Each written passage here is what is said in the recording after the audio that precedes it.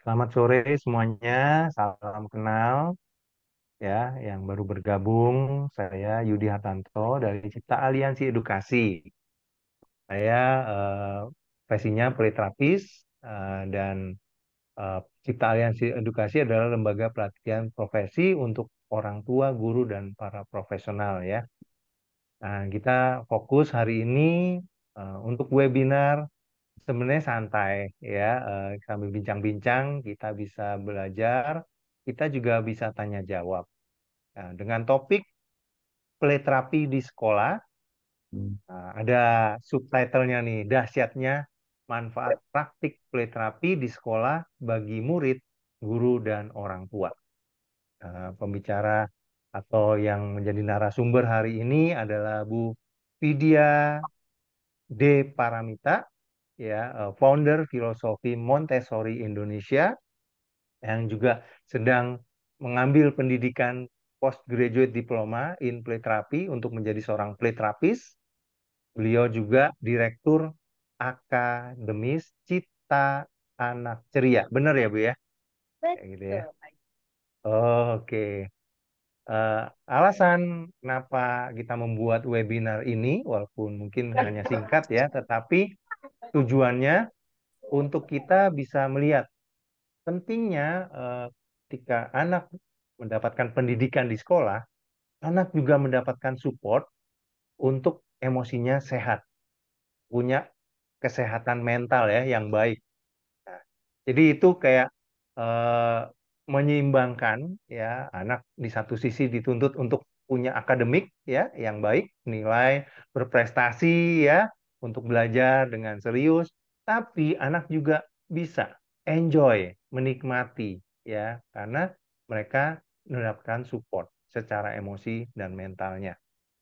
Ya, saya percaya dengan waktu yang terbatas kita bisa belajar bersama-sama dan ini bisa bermanfaat untuk kita semua. Halo Bu Vidya, nah, boleh Ibu tambahkan ya sebagai perkenalan ya dari yang saya berikan Pak Yudi, di awal. terima kasih banyak. Saya sudah diajak, diundang untuk ngobrol-ngobrol santai hari ini. Senang banget. Terima kasih Pak Yudi dan terima kasih teman-teman semua yang sudah hadir nih. Karena ini tadi Pak Yudi bilang banyak yang guru gitu ya atau manajemen sekolah. Dan buat saya luar biasa sekali teman-teman semua mau meluangkan waktu untuk kita saling sharing, belajar bersama gitu di hari libur ini gitu. Jadi saya Vidya Dina Paramita, saya praktisi pendidikan anak usia dini.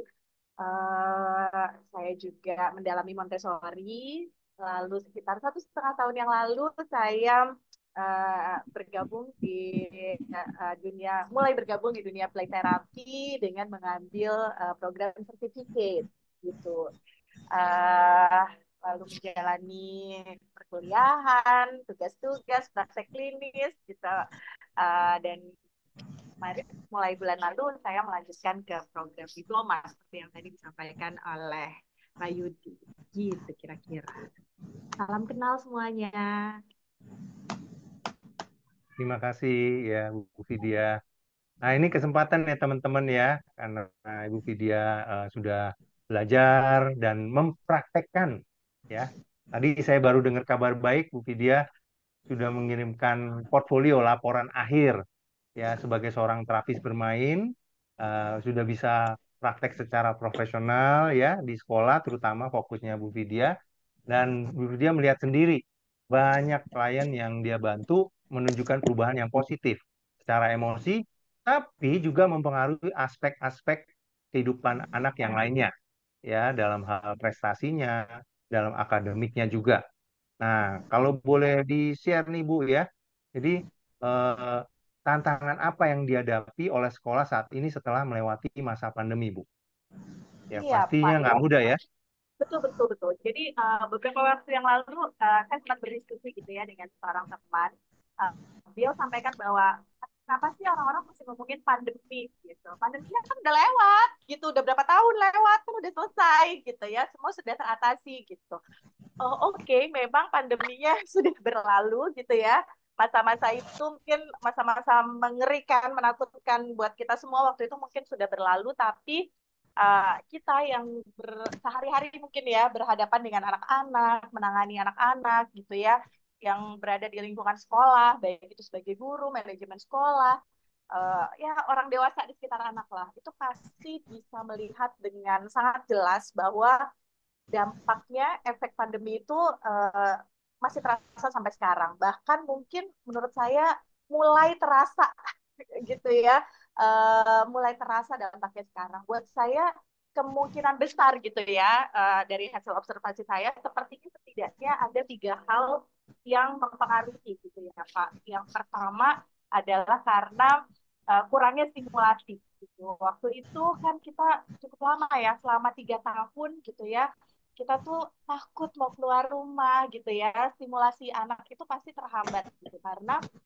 fokus kita juga waktu itu bukan stimulasi kan ya, tapi kita sebagian besar di antara kita pasti berada dalam fase di mana kita tuh bertahan hidup gitu mungkin ya gitu. Jadi apa namanya, stimulasi itu pada banyak keluarga yang saya temui gitu ya, sependek pengalaman saya itu menjadi bukan prioritas utama. Padahal kita tahu stimulasi untuk anak usia dini itu sangat penting gitu ya, sangat berpengaruh pada uh, kognitif mereka gitu ya, perkembangan mereka, optimalnya perkembangan mereka. Jadi yang pertama kurangnya stimulasi, uh, kita susah gitu, anak main di luar gitu ya, panjat-panjat, lari-larian gitu tuh sulit sekali. Yang kedua adalah paparan gadget. Jadi kalau anaknya nggak distimulasi gitu ya, lalu ngapain anaknya di rumah gitu? Waktu itu semuanya online gitu, akhirnya jadi terpapar gadget secara berlebihan gitu ya.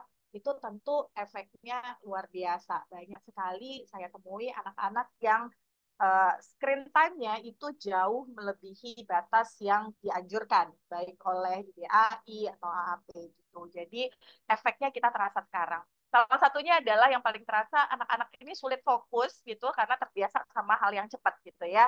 Dan mereka juga secara emosi sulit menggali, mengenali emosi mereka sendiri karena mereka terabsorb juga sama emosi yang mereka tonton gitu ya, baik film, game, dan lain-lain.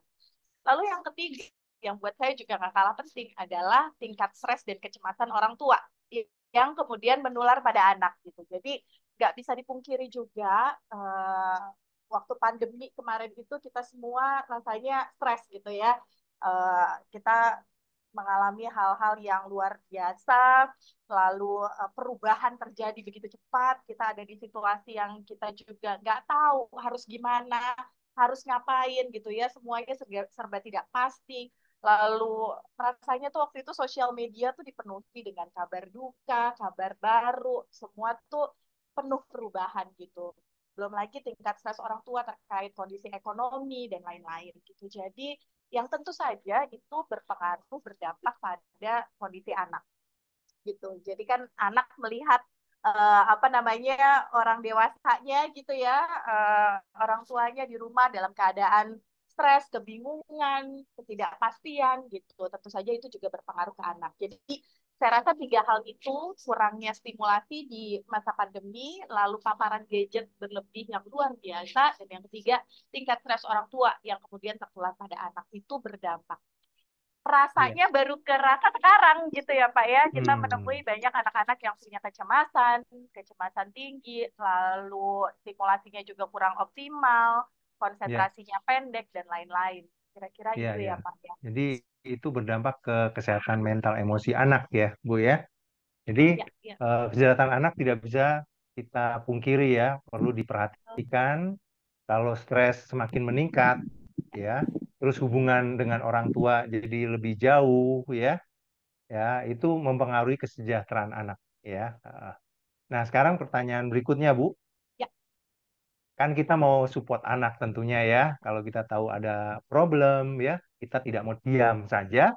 Nah, dengan Ibu belajar play therapy, apa hal yang menjadi nilai tambah bila play therapy dilakukan di sekolah dan mendukung sekolah ya dalam mendidik ini?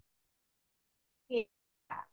Kalau saya tuh membayangkan ya setelah melewati 100 jam ya perkuliahan gitu ya, sekian bulan perkuliahan lalu 100 jam praktik gitu, saya membayangkan betapa indahnya gitu, betapa anak-anak itu akan sangat terbantu gitu ketika di sekolah itu ada layanan play terapi gitu Pak. Kenapa? Karena akhirnya eh, kalau dari sisi orang tua juga mudah untuk berkoordinasi gitu ya, untuk saling berkoordinasi antara terapis, guru dan orang tua itu eh, mudah dalam berkoordinasi kan beda ya kalau misalnya sebetulnya beberapa klien saya juga berasal dari sekolah yang lain gitu ya dan tapi terasa sih memang bedanya ketika saya bisa reach out guru gitu ya. Jadi saya bisa reach out guru, saya bisa dapat update dari guru tentang perkembangan anak gitu. Orang tua juga kan memang secara berkala kita ada petisi, ada laporan gitu dan anytime kita bisa ngobrol itu enak banget sih sebetulnya gitu. Jadi saya rasa akan baik sekali gitu ya kalau di sekolah itu disiapkan apa namanya layanan play therapy gitu Pak. Karena Iya, kalau iya. di tempat lain kan berarti kita mesti reach out gitu ya, Iya, gurunya iya. gitu ya, cari waktu lagi gitu untuk ngobrol Hmm, sama guru, untuk lihat anak di setting sekolah seperti apa, iya. nanti dari orang tua di setting rumah gimana Mm-mm. gitu ya. Tapi kalau kita ada di satu lingkungan yang sama, itu tentu saja akan lebih memudahkan. Iya, kayak terintegrasi ya. Betul, Layanannya ada terintegrasi. Iya, di sekolah, jadi komunikasinya lebih mudah, kerjasamanya juga lebih baik ya. betul. Dapat informasi ya yang untuk mendukung memenuhi hak anak ya, Ya, membantu anak mengatasi masalahnya ya kan. ya, ya, Nah, ya, sekarang kalau boleh sharing Bu, apa manfaat yang dirasakan oleh pihak sekolah dan guru? Ini untuk sekolah dan gurunya ya, dengan ya. adanya play therapy di sekolah. Iya, jadi kan kasus-kasus yang biasanya memerlukan intervensi play terapi ini kan derajatnya beragam gitu ya Pak, dari yang ringan, sedang sampai yang berat gitu. Tapi saya lihat garis besarnya adalah biasanya itu ketika terjadi kesulitan, lalu kesulitan itu udah nggak bisa lagi kita tuh kasih tahu anak secara verbal aja gitu ya. Jadi apa namanya? Udah dinasehatin, udah dicoba cara A, B, C, D gitu ya, ternyata tetap butuh intervensi yang lain gitu misalnya, yaitu salah satunya ya play therapy gitu ya.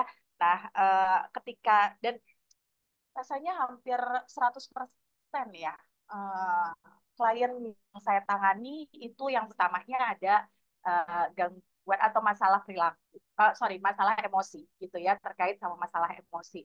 Nah, ketika uh, guru nih udah berupaya gitu ya di kelas gitu, misalnya saya ambil contoh sederhana anak yang apa namanya secara waktu berpisah sama orang tua tuh sulit sekali misalnya clingy banget sama orang tuanya susah padahal kayak kalau udah mulai belajarnya sih udah gitu ya tapi setiap pagi gitu itu pasti ada drama dulu nih gitu ya sama orang tuanya gitu kesulitan berpisah dengan orang tua di pagi hari gitu misalnya atau ada anak yang ada masalah beberapa klien saya itu punya masalah sensori, Pak, gitu ya. Jadi untuk eksplor sensori itu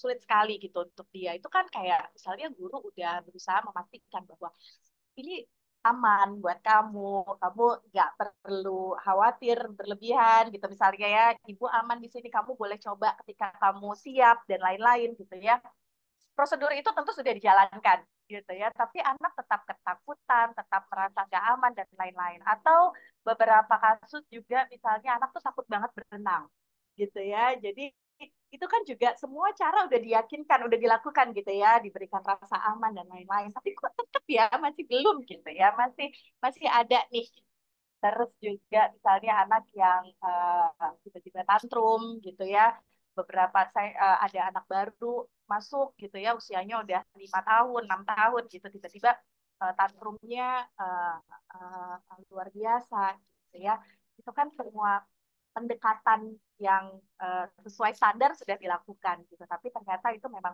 masih menjadi masalah. Nah dengan bantuan play therapy gitu ya ternyata masalah-masalah itu bisa teratasi Dan yang menarik, Pak Yudi, ini seperti yang saya sudah share Iya. mungkin ya ke Pak Yudi. Mm-mm. Yang menarik, jadi kan kalau di play therapy ini teman-teman, sebelum mulai itu kita akan bikin 4 goal, gitu ya. 4 goals yang dalam episode ini akan kita upayakan untuk kita capai, gitu ya. 4 goals ini apa aja.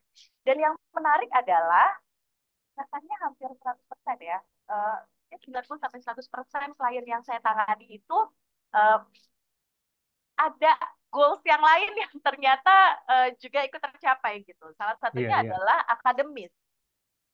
Ini menarik sekali sih buat saya gitu ya. Tapi kalau kita pelajari teorinya bahwa ketika anak juga sudah merasa aman, didengar, merasa kebutuhan emosionalnya terpenuhi gitu ya, ya tentu saja otak canggih anak gitu ya juga bisa diakses dengan baik. Jadi guru-guru melaporkan apa namanya kemajuan yang signifikan di area akademis Pak gitu ya. Jadi anak-anak Iya. yang sekolah saya kan sekolah anak usia dini gitu Mm-mm. ya.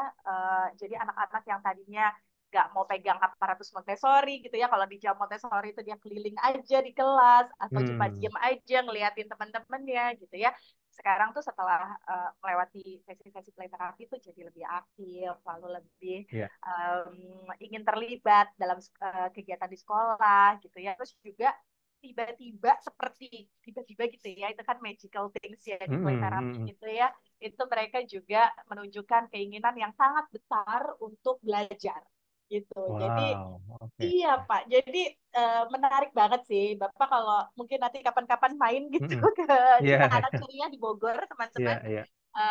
juga akan lihat gitu bahwa anak-anak ini kok tiba-tiba tertarik sama huruf dan angka, Iya, lalu iya, iya. tiba-tiba mulai menunjukkan ketertarikan untuk belajar baca gitu ya, untuk berhitung dan lain-lain gitu. Jadi tentu saja itu juga akan membantu guru kan di kelas. Iya, iya. Kira begitu. Wow. Jadi ternyata anak yang kita bantu, tetapi yang merasakan manfaatnya guru dan sekolah juga ya. Karena Iya, upaya sekolah ternyata juga cukup banyak ya perannya untuk memberikan rasa aman ya. Tapi dengan adanya pelita, tapi lebih lagi ya, itu betul, kayak memunculkan apa yang anak mungkin selama ini nggak tunjukkan ya, potensinya, kreativitasnya ya, resiliensinya ya, betul, mulai betul, semakin meningkat ya, menghadapi masalah tidak jadi gampang putus asa dan menyerah ya, tapi mau berusaha, mau belajar, ya itu kan resiliensi yang muncul ya. Nah, sekarang kalau manfaat yang dirasakan oleh orang tua apa, Bu? Jadi setelah Ibu mungkin review ya, setelah mungkin ketemu orang tua dengan adanya iya. play therapy di sekolah. Ya, yang sebetulnya tadi ya selain juga karena apa namanya bisa terintegrasi gitu ya, koordinasi dengan guru dan terapis juga jadi lebih mudah. Juga selain itu juga tentu saja efisiensi waktu ya Pak. Gitu. Hmm, Jadi karena kan anak-anak ini kan kadang acaranya banyak banget ya Pak ya gitu ya. iya, iya. Jadi apa namanya cukup banyak gitu kegiatannya. Nah kalau memang kita bisa menyediakan layanan play therapy di sekolah gitu, tentu saja efisiensi waktunya juga akan didapatkan gitu. Sebetulnya bukan cuma Hmm, buat orang tua kan jelas ya jadi nggak perlu nganter sana sini gitu ya.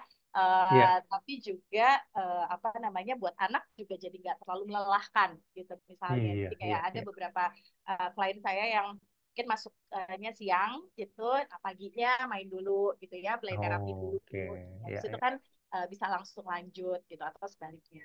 Itu yang pertama efisiensi dan tadi kan ya terintegrasi koordinasinya lebih mudah gitu. Yang berikutnya Oh, juga apa tadi efisiensi waktu gitu dan yang ketiga mungkin sudah eh, suasananya gitu ya, terapisnya juga sudah dikenal gitu ya, jadi lebih nyaman juga mungkin buat anak gitu ya, buat orang hmm, tua ya, juga gitu. Jadi udah tahu nih bahwa ini kan satu value gitu, iya, maksudnya semuanya udah dalam satu institusi yang sama gitu iya, ya, iya, iya, ya iya. gitu. Jadi eh, Trustnya juga udah ada ya, Bu ya, orang tua betul, dengan sekolah ya, apalagi ini layanan yang diberikan oleh sekolah ya, beda ya. betul, iya, Memang layanan terapi kan ada di klinik ya kan, oh, tapi iya, ini iya, di iya, sekolah langsung ya, iya, kayak iya, iya. gitu. Oke, Nah, teman-teman, dari sharing-sharing bincang-bincang santai, kita sudah mendengarkan langsung dari Bu Vidya. Kalau teman-teman ada pertanyaan, kita masih ada waktu sekitar 10 menit. Boleh di chat atau di unmute ya kalau mau bertanya. Mbak Vidya, Halo. udah baca bukunya Mbak Vidya dua. Aduh, terima kasih. Mudah-mudahan bermanfaat ya. Iya, Mbak saya juga praktisi di sekolah Montessori. Ah, ya, ya, ya. Nah, saya ini tadi kan Mbak Vidya pernah ada sempat menyinggung tentang cakup. Yang ingin saya tanyakan ada cakupan dari play therapy di dalam anak-anak. Maksudnya lingkup apa aja? Apakah termasuk Hmm. yang autism, hyperaktif? Maksudnya lingkupan play therapy seperti apa? Soalnya saya menemukan di sekolah bahwa eh, permasalahannya bukan cuman tadi itu kurang stimulasi, terus habis itu masalah fokus yang kurang fokus yang cepat karena gadget, terus emosi. Nah kan ada juga masalah lain seperti seperti bawaan gitu. Nah apakah Mbak Vidya juga menemukan bahwa play therapy itu bisa menolong? Ya, ya, ya. Iya, Itu jadi aja. terima kasih Mbak.